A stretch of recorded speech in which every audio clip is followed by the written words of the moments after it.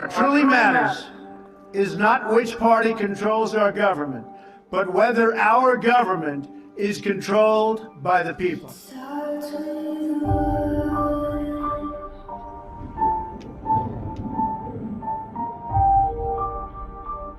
Our government is controlled.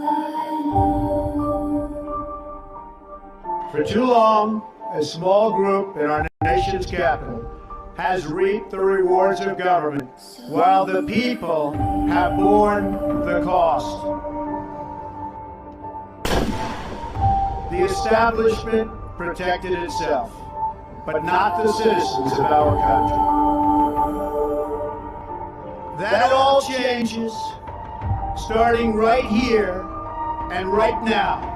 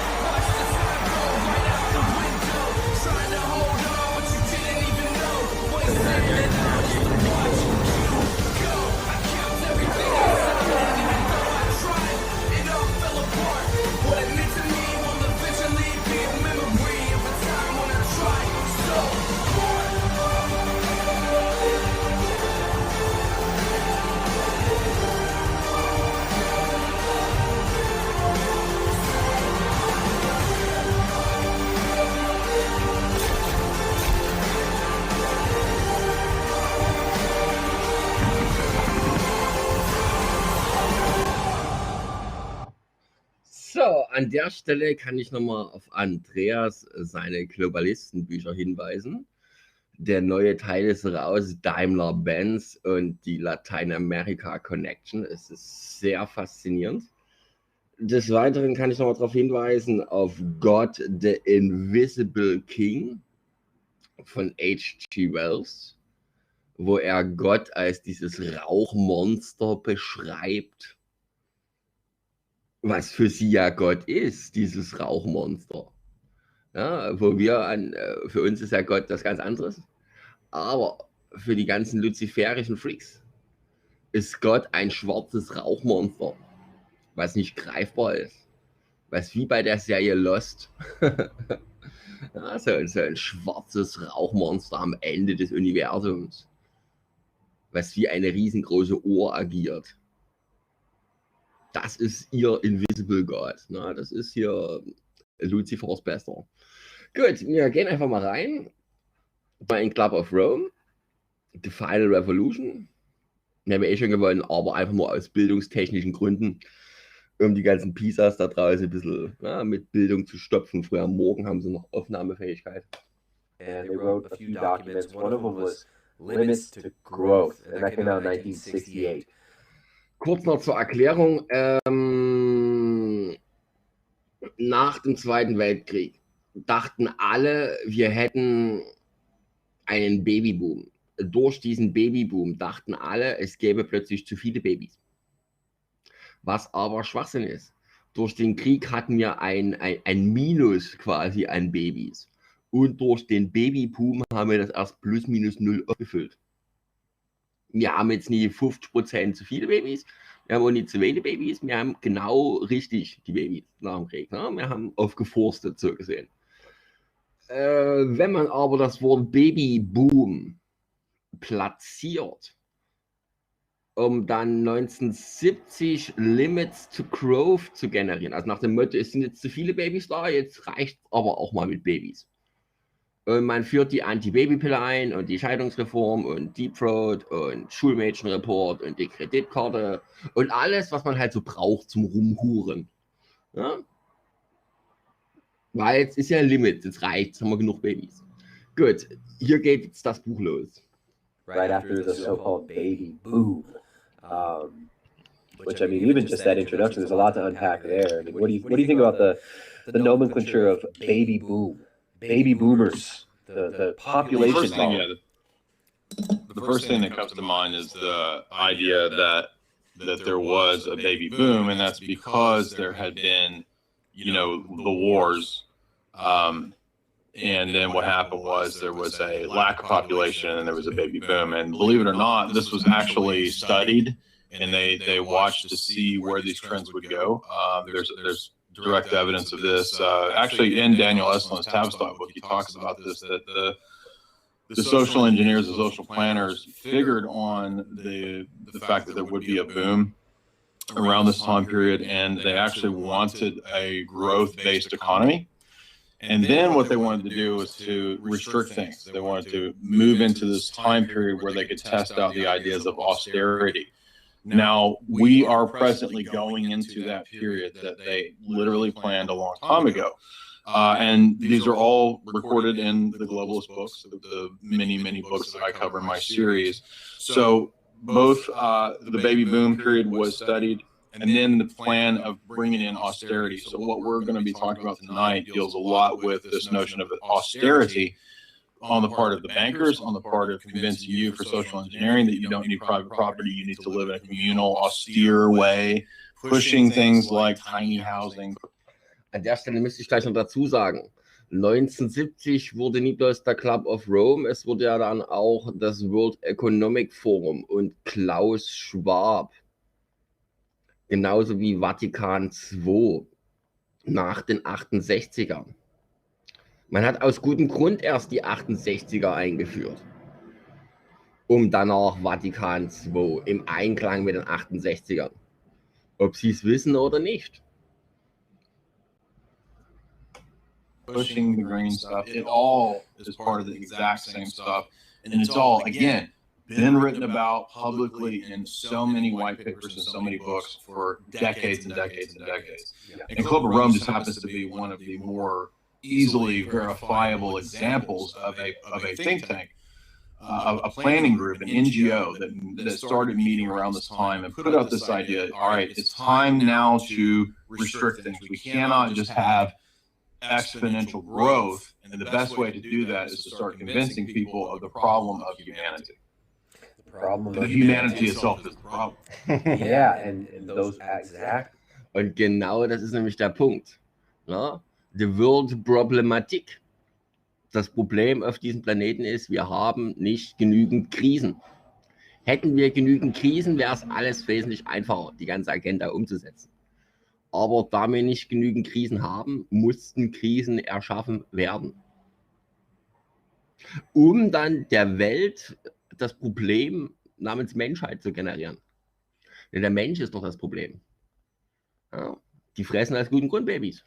Die sind ja die Guten.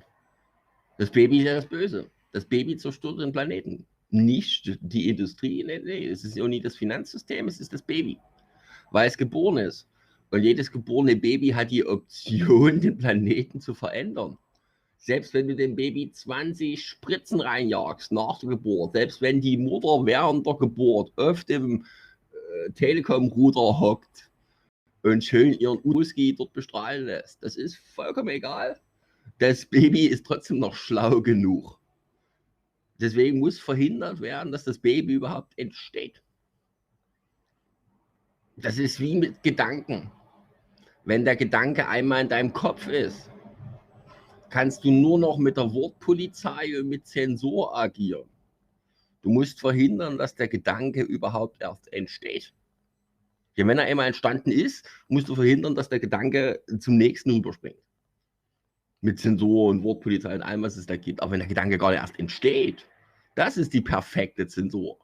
Also willkommen in Westdeutschland. Ja, es ist immer vor unserem Tor, ihr müsst nur die Augen aufmachen. Aber wir gehen mal zurück zur finalen Revolution im Schnarchen. Words, I mean, we'll actually get to the quotes. Those exact words are actually used at one point. Now, I'm trying to pull up, let's see here. I've got, I will transition over here, swipe, magic of the movies.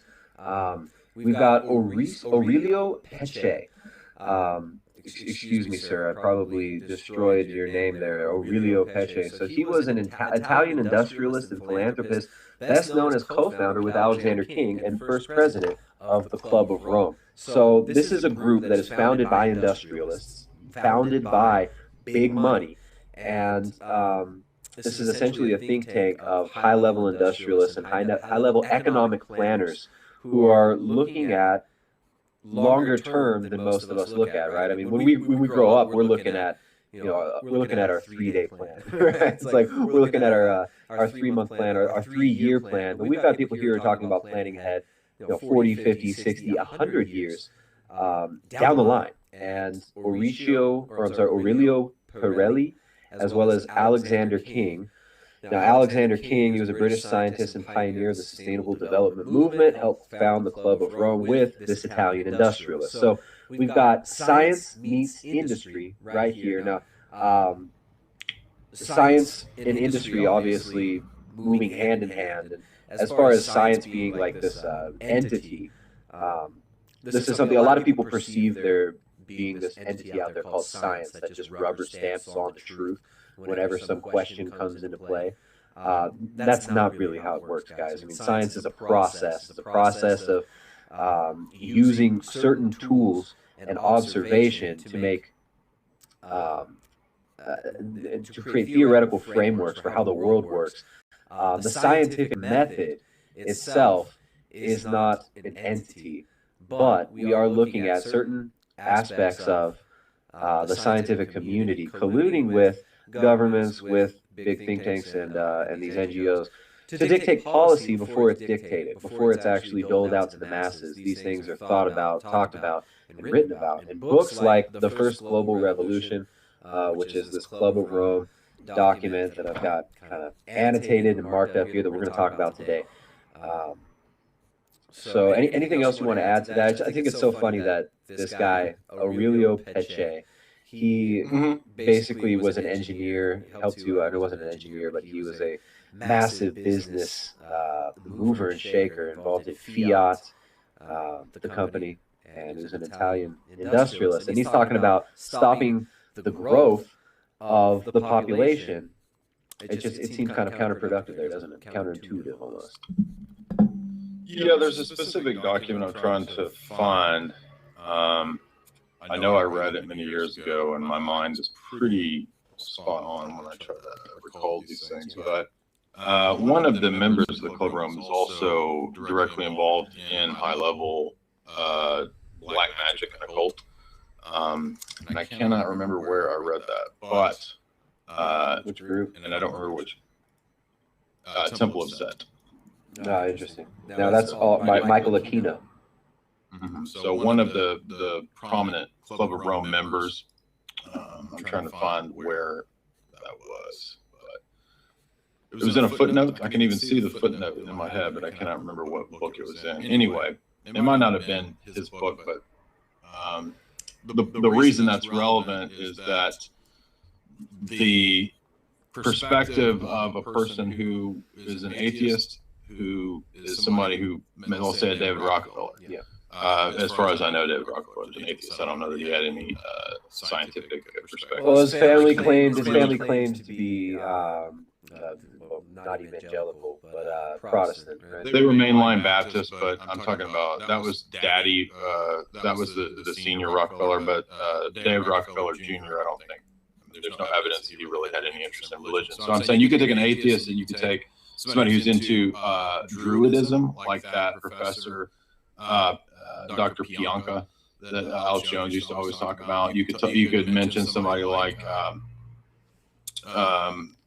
anybody from these New Age groups or anybody from a lot of these occult groups. They're usually united on this perspective that we have to control breeding and that only the fittest should survive. So you start to see already that this ties very well with Darwinism and all of the right-hand path, dark occult groups that have this perspective that we need, that the scientific elite, the priest class, can erect some kind of algorithm by which we can determine in like Gattaca style, you know, if you've seen the movie Gattaca, who goes into the future and who doesn't.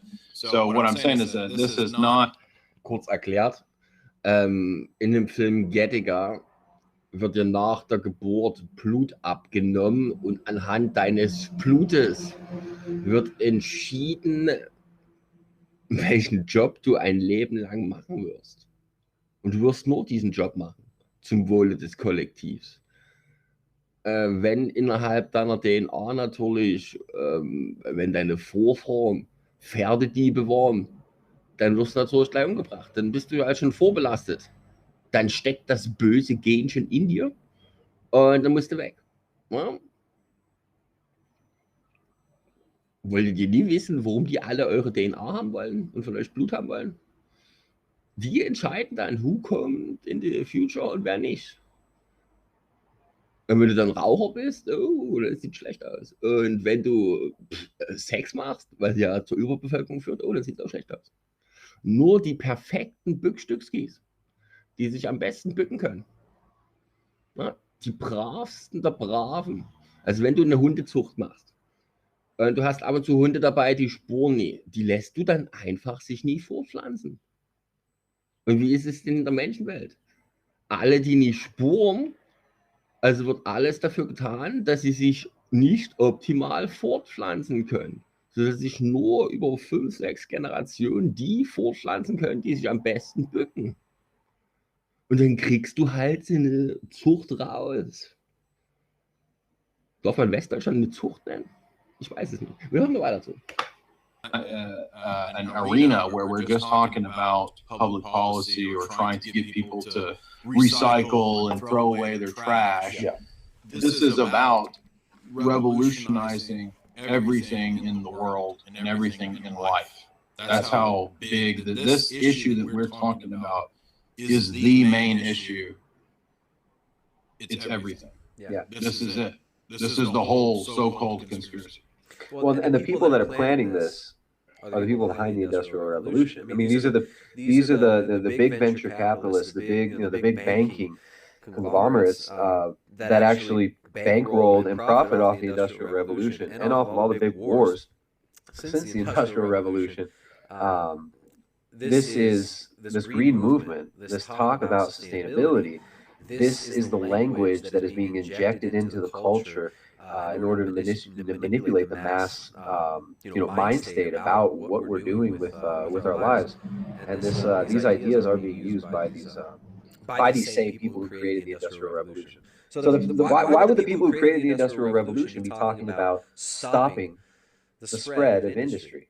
On the surface, they say this is about stopping the spread of the exploitation of the planet, stopping the spread. I mean, it sounds really nice, right? And especially if you're a millennial, you're raised in the suburbs, maybe kind of not really sure where your food comes from. These people start talking about sustainable development, the sustainable production of resources.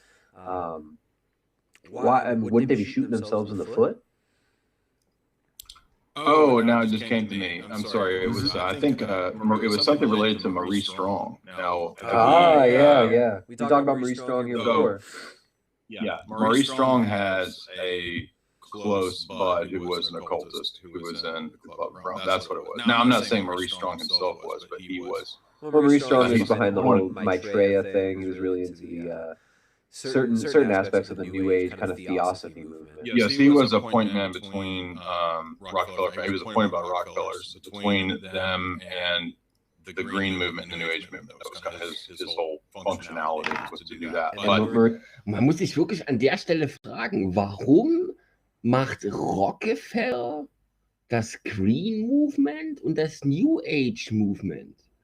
Welchen Vorteil könnte Rockefeller daran haben, wenn ihr alle an Dinge glaubt, die ihr nicht anfassen könnt, aber wo ihr glaubt, dass die real sind und gleichzeitig das Lauch, was ihr anfassen könnt, nur Lauch ist aus dem Plastikdrucker?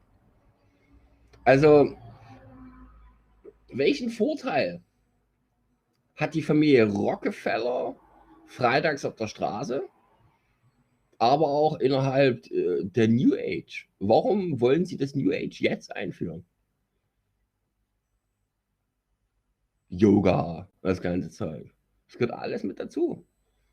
Da steckt überall der Rockefeller dahinter. Das ist für viele schwer vorstellbar, dass alle Globalisten das fördern, dass alle Bösen wollen, dass ihr jetzt Yoga macht und Lauch esst, weil ihr euch dann nicht mehr wehrt. Es ist wesentlich besser, Menschen auszurotten, wenn sie sich nicht wehren.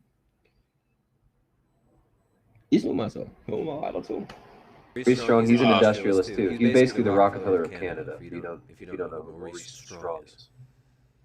What was your question again? To ask? Well, all right, so I mean, it's basically I'm playing devil's advocate here because when you first start looking into this stuff, of course we don't want to pollute. Why would you? We don't want to destroy the planet. Obviously, there are issues with pollution, with industrialization, and so why is this a bad thing? I mean, this must be a good thing. These people want to save the world. And why would these industrialists want to stop the spread of industry suddenly? Because the world doesn't actually work in that way. It doesn't work in the way of open competition, leading to innovation, leading to a better world, and leading to free markets and liberty. That's not really how the world works. There's a layer of society where perhaps that goes on, or there's periods in time in history, as maybe in American history, where that kind of stuff happens to a degree. But typically speaking, as the Rockefeller family themselves famously said, competition is a sin. They don't want competition. They don't want open markets and freedom unless it's useful in some specific geopolitical arena. Like they might want to open up some countries' economy to free markets to industrialize them in order to make them decadent and to depopulate them. Actually, Miles Copeland wrote a whole book on that. It's one of the books I dealt with called A Game of Nations, who was a CIA operative. Copeland says that they intentionally industrialized and freed up Egypt so that Egypt would get to the point where it would start limiting its population in 10, 20, 30, 50 year actuaries. So in the same way, the reason that this is not about Kurz erklärt, du brauchst erstmal in jedem Dorf in Afrika oder in Ägypten einen Arzt mit einer Spritze. Wie willst du die alle spritzen, wenn es nur eine Straße gibt und einen Arzt? Das funktioniert so nicht. Du musst die Logistik aufbauen, du musst alles aufbauen, um sie dann alle mit einmal töten zu können. Deswegen baut man bei euch Straßen. Deswegen haben wir doch die Digitalisierung, damit das Gefängnis besser funktioniert. Alles, was sie machen, machen sie ja nicht für euch. Sie machen es für sich. Ne? Immer dran denken. Making a better world is that what that actually means is a hyper-controlled, hyper-managed society where everything from womb to tomb is essentially run and managed by technocrats. So it has nothing to do with making things better. It has everything to do with making things better for a specific super elite strata of society. And I'm not talking about the guy who has $1 million or $10 million. I'm talking about the super rich, the super elite, the top 0.0001%. And these are the same people who are talking about the fourth revolution, the fourth industrial revolution, right? Which is the automation of everything, AI, the post-human era is what they call it. Yes. So of course, they don't want growth anymore. They want to put limits to growth, which was the first publication by Club of Rome was called Limits to Growth. And this was by the big industrialists who just a few decades before were saying, grow, grow, grow, laissez-faire, free market, that's because they wanted the population to create the population is a giant energy battery source from which they could produce the technological revolution. And now the tech is here and AI can, they believe, run itself. They're not going to need the rest of the human batteries. Yeah. And the reason, and just another thing to throw out there, the reason this group was called Club of Rome is not because it was a bunch of Romans. It's not there's like this Vatican thing or anything. It's they met in Rome at first at the Accademia dei Lincei in Rome is where they first met. So they called it the Club of Rome. But essentially they're talking about the predicament of mankind, they call it. They want to adopt a global approach to the vast and complex problems of the world in which interdependence between nations within a single planetary system is constantly growing. So focusing on issues, policies, and options in a longer-term perspective than possible for governments which respond to the immediate concerns of an insufficiently informed constituency, seeking a deeper understanding of the interactions between the tangle of contemporary problems, political, economic, social, cultural, psychological, technological, and environmental, for which the Club of Rome adopted the term the world problématique. So they're essentially, it's kind of a lot of the same language you see in like H.G. Wells, isn't it? An der Stelle muss man die 10 Gebote der Menschheit von Klaus Schwab, weil es gibt ja die Georgia Guidestones, das ist ja lächerlich, das ist ja langweilig. Es gibt ja auch die 10 Gebote von Klaus Schwab. Die Earth Charter, ne? Die ist noch wesentlich schlimmer als die Georgia Guidestones. Yeah, I mean, it goes back that far. That he's obviously one of the key characters. This is very similar to like the Earth Charter, which is one of the brainchilds of Murray Strong. That was kind of his baby. Yeah. Where he said basically the Earth Charter is the UN, the more modernized UN plan. I mean, if you go, you can go back and read Julian Huxley and his philosophy of UNESCO, which I did a talk on a couple weeks ago. That was kind of the beginning groundwork of UNESCO, and then as we move on, you get in more recent times the Earth Charter, and it says basically what Strong says is Earth is our home, and we are part of a vast evolving universe, and everybody has a right to animals, fertile soil, pure water, and clean air. However, global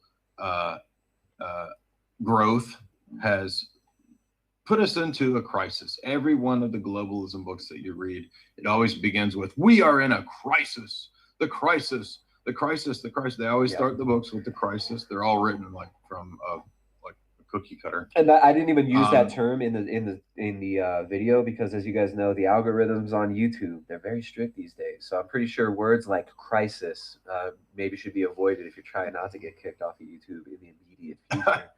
So I avoided that word. No, I'm not saying you can't use it. I'm just saying in the title, I decided not to put that word because I didn't know if climate crisis would be would get flagged. But yeah, dude, that's the talk. It's always. Wie du siehst, kaum stellt man auf deutsche YouTube kommt nichts mehr. Stellt man wieder zurück auf Englisch, kommt wenigstens was. Ich reg mich darüber nicht mehr auf, dass YouTube immer anders funktioniert jedes Mal, wenn es spontan Langeweile hat. Aber es ist nun mal so, kann man nicht ändern. The grand crisis, there's this huge problem, this huge predicament. Oh my goodness, what are we going to do about it? It's all encompassing. It's everywhere. It permeates the very fabric of your being right now. And you can't do anything alone. We have to all come together, and we have to do this together.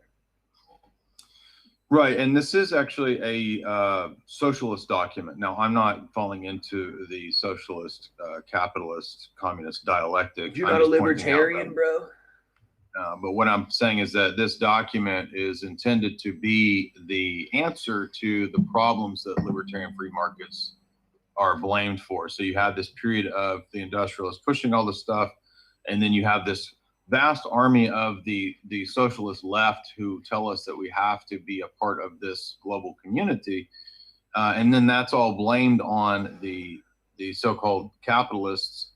But actually what's ironic is that the same people behind Industrial Revolution and the big industrialists are the people behind Murray Strong and the Earth Charter, namely David Rockefeller and the global elite. Yeah. So it has nothing to do with the left and the right stuff.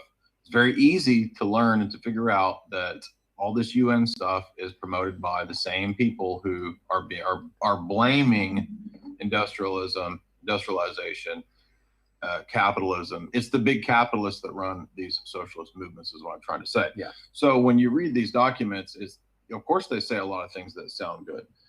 It wouldn't dupe so many people if it didn't have a gray propaganda aspect to it, to where a lot of it sounds good. Yeah, absolutely.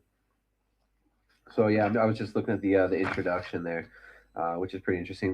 They talk about some of the problems. They say that the Gulf War was a warning signal. It should lead to a new vision of international relations. So they list off all of these. So they'll point out real problems. They'll say, hey, look, the war in Iraq was a scam. Therefore, the only way out of this scam is to have one giant socialist international government that, for example, if you go down to 15, which relates directly to you, the Earth Charter involves preventing cruelty to animals. Mm-hmm. Now, what does that mean? Well, it doesn't say exactly. No definition. And it goes on to say, international bodies, is what it's saying, will regulate hunting, fishing, and extreme treatment of animals. Now, that sounds like, oh, well, they want to prevent Bambi from being tortured by, I don't know who's torturing Bambi, but, they're going to save Cecil and Harambe. No. This is about ultimately telling you that you can't hunt on your own property because you don't have property. Right, yeah, exactly. Ja, also nochmal kurz ins Deutsche gefasst, spontan. Das Schützen der Tiere vor Gräueltaten, was international dann geregelt wird, läuft darauf hinaus, dass du nicht mehr jagen oder fischen darfst auf deinem Eigentum, weil du ja erstens gar kein Eigentum mehr hast und zweitens, um das Tierwohl zu schützen. Du wirst verhungern, weil das Tierwohl über dir steht. Limits to Growth, genauso wie dieses CO2-neutral, das heißt Trailer Park. CO2-neutral heißt Trailer Park Boy. Du lebst dann in einem Wohnwagen. Das ist CO2-neutral. Wohnwagen. Du bist der Holländer. Dauerhaft. Ja? Das wissen die Kinder bloß nicht, wenn sie auf der Straße rumrennen. And you know, it's just, it's absurd. So the problems that they list here, it's funny. So they talk about, we are in the early stages of the formation of a new type of world society, which will be as different from today's as was that ushered in by the Industrial Revolution from the society of the long agrarian period that preceded it. So we were looking at societal planning at a grand scale decades ahead of time. So these people are saying that there is going to be a major change, and here are all the problems that are going to drive those changes. And of course, they talk about information society. These are creating what is variously called the information society, the post-industrial society, or the service society, in which employment, lifestyles, and prospects, material and otherwise, will be very different from those of today for every human being. So it's kind of like this hypnotic language almost, right? It's like, ooh, things are changing. The times they are changing, you know, and they pump this out through media as well. I mean, even the cultural, popular music, the films, and of course everything is changing. From the time you're a baby, your body is constantly changing. So they use this hypnotic language to tell you, oh, change is happening, change is occurring on this grand scale, and you better get ready for it. It's almost like it's kind of like an initiation, like a ritual initiation of everybody into this new world. It is, and in fact, the UN did put out and support many of the New Age initiatory ideas. In fact, within the many of these writers, as I cover in the series, they actually talk about the promotion of a new kind of religion like that. And so ultimately, what they determined was a form of earth worship would be the most amenable version of this. It would be because that would tie in both Darwinism and the environmental stuff. Right, or obviously the earth worship stuff would. But could I add real quick, by the way, that in this charter, if you read 11, there's all your SJW stuff, and it talks about the participation of women in all areas of life. Why do you think they really care about women participating? They want to free them from the bonds of slavery. Voice. They're like, they want to free them from being mommies. That's what that's about. So, yeah. Also fassen wir nochmal zusammen. Frauenrechte sind dafür da, um die Frau von dem nervigen Kind. Die Frau hat jetzt das Recht, 5 Jobs zu haben. Was will sie mit dem Kind? Sie kann eine Karriere machen. Die Befreiung der Frau aus der Sklaverei des Mutti-Seins steht ganz oben auf der Agenda. Ne? Genauso wie der Kerl rumhuren kann und niemals rastet und ein Haus baut oder Kind. So ist es ja auch bei der Frau. Und wenn du den Feminismus noch mit einrechnest, dann wird es sehr lustig. Wer macht die Tür auf? Macht die Feministin sich selbst die Tür auf? Oder darf der Kerl der Feministin noch die Tür vorher aufmachen? Ist es nicht feministisch, die Frau nicht den Kasten Bier schleppen zu lassen? Es sind sehr lustige Experimente im Westen abgelaufen. Man kann es nur noch als Experimente bezeichnen, weil es haben ja auch noch alle mitgespielt. Und wundern sich jetzt, dass sie alle falsch abgebogen sind. Frauenrechte führten dazu, dass die Frau kein Recht mehr hat. Kinderrechte führten dazu, dass sie das Recht bekamen, die Kinder zu impfen. Und Arbeiterrechte? Hat er Arbeiterrechte? Naja, das klingt bloß immer gut.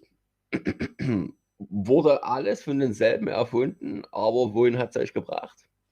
Nirgendwo hin. Ne? Das ist immer das Faszinierende daran. Wer hat uns verraten? Die Sozialdemokraten. Na, der Teufel lügt nun mal.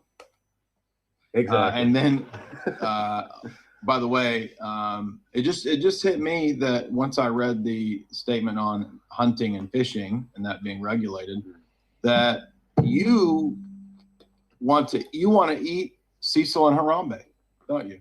Mm-hmm. And Bambi and Simba. Because you're a psychopath. You want to eat Cecil and Harambe. And Bambi and Simba too. Yeah. And Wilbur the pig. Remember Wilbur?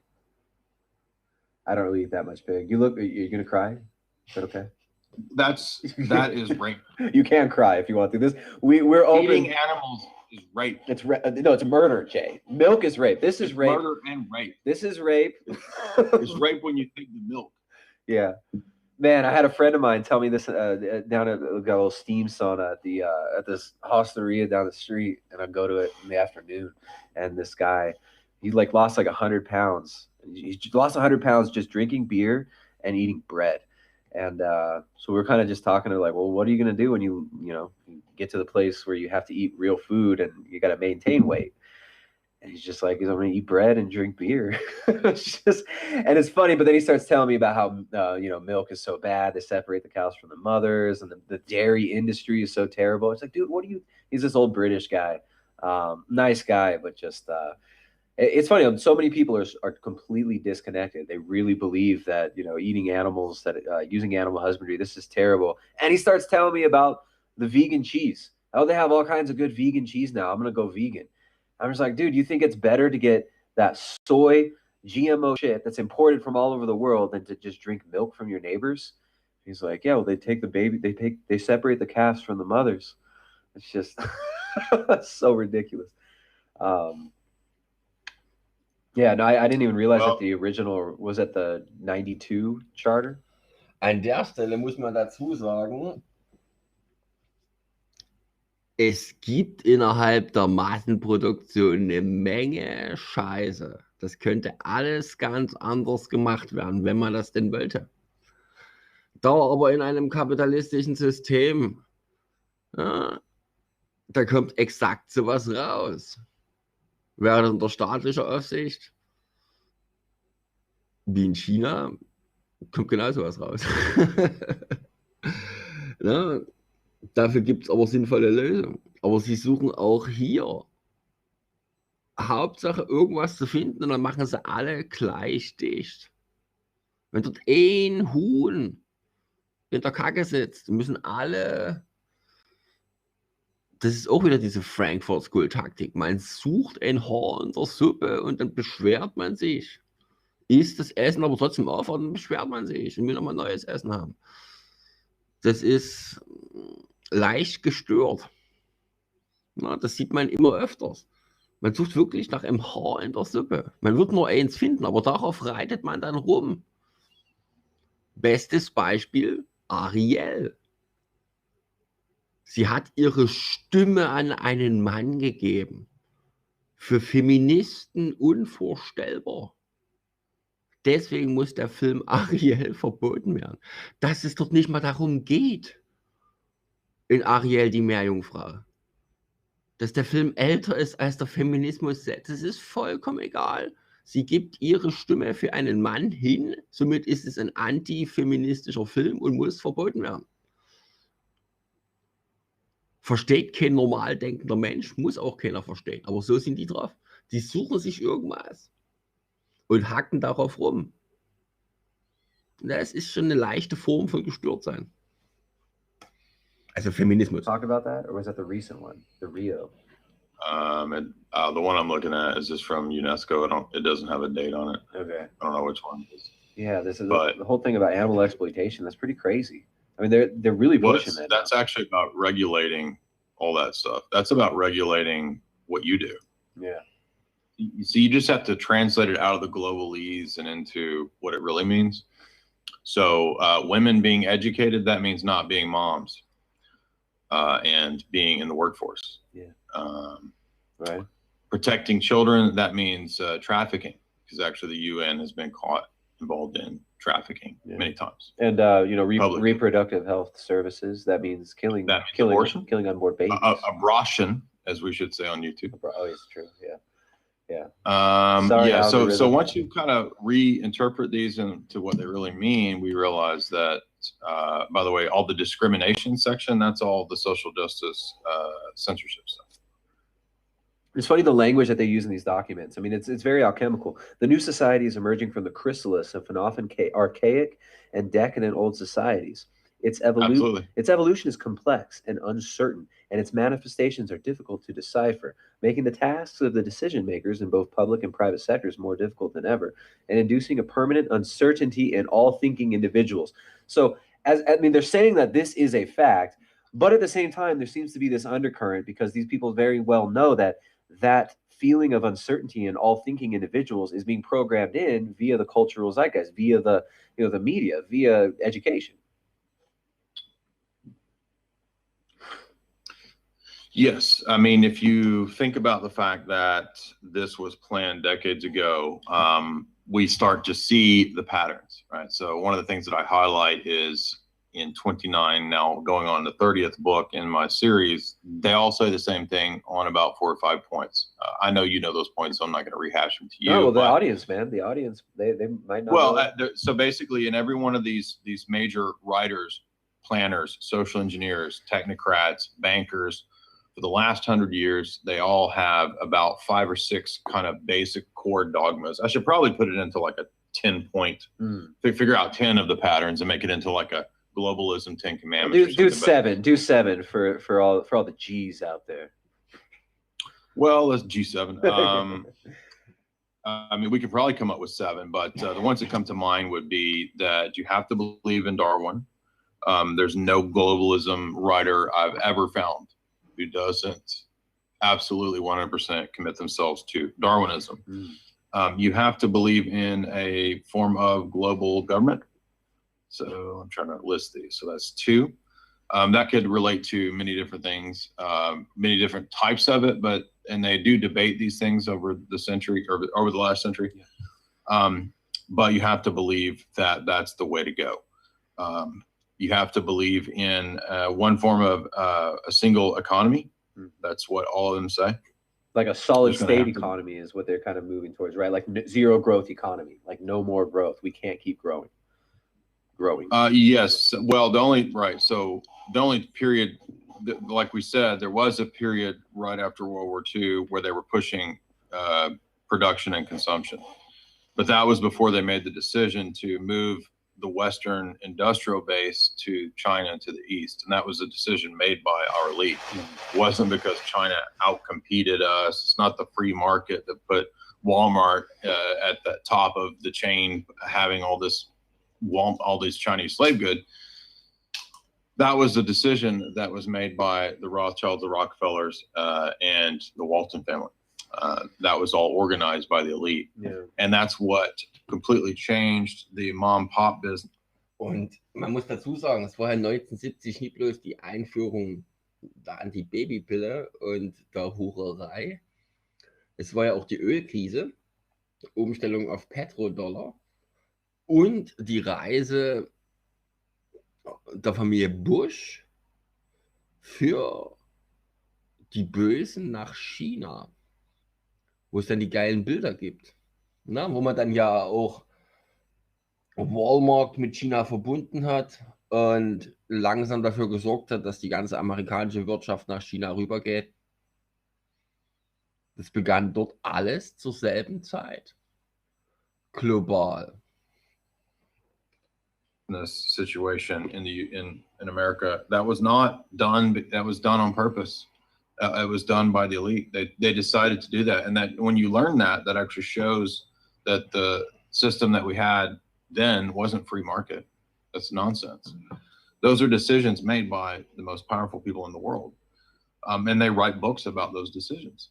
And this is one of these books. This is one of these books right here. I mean, this is, they say yesterday the nuclear problem was uppermost in people's mind. Again, a problem developed by the global elite as a tool for bringing in the utopian world state. I mean, from the very beginning, H.G. Wells wrote about the atom bomb before it was even a thing. Mm-hmm. And so did Lord Birkenhead, wrote about the atom bomb. 1929 said, well, maybe scientists, if none of this works, if we don't get our utopia, perhaps scientists will just destroy all of existence in a giant atomic explosion. In that 1929, he was talking about this. So this is very interesting. So yesterday was the nuclear explosion, blah, blah, blah. Later, the population explosion reached the headlines. Today, the environment is a la mode. And concern with population has receded. The energy crisis was seldom mentioned publicly earlier, but the events in the Middle East have already made this a new preoccupation. So again, another one of these events, the Middle Eastern wars, the oil embargoes, all this buffoonery, tomfoolery going on with the price of oil in the 1970s, talking about that right there. Again, these same industrialists are behind that. And then it just says, I like this sentence. The need is to consider all these as essential angles of illumination in the kaleidoscope of planetary change. So again, the hypnotic induction, kaleidoscope imagery, and these are people. I mean, they're writing to each other. They aren't writing this for the dumbed down masses to read it. They're writing this as setting future policy with each other. But it's funny how they're using this hypnotic language as well, and they're kind of. And let me add that, are you looking at Ghost in the Machine? No, well, throw that one in there. Tell them about the Ghost in the Machine. I'm talking about the first global revolution right here. You're looking at the global revolution. Okay, yeah. Well, that ties in perfectly with what Kessler writes in Ghost in the Machine, because he says the same thing. And I was just going to point out that he was a famous Hungarian Marxist, and then he suddenly becomes an Order of the British Empire elite. Now, wait a minute. Why would Marxists be working as revolutionaries directly and so friendly with the Order of the British Empire elite? That doesn't make any sense. Oh, but wait, it makes perfect sense, because Kessler eventually figured out that, actually, what I believe as a revolutionary Marxist is exactly what the bankers believe. They actually funded my Marxism movement. So he was kind of elevated into these higher ranks. And he, if I recall, I think he and his wife, they were so committed to the death cult that they both committed suicide together. Isn't that sweet? Because they literally believed in the idea that man is a virus. And so they're a little more consistent than most of the global elite, because they actually followed through with the suicide pact, whereas most of the global elite just tell everybody else to die. Genau, das ist das Problem bei den Sozialisten. Am Ende wird alles blutig rot. Gut, das soll es erstmal jetzt gewesen sein an der Stelle.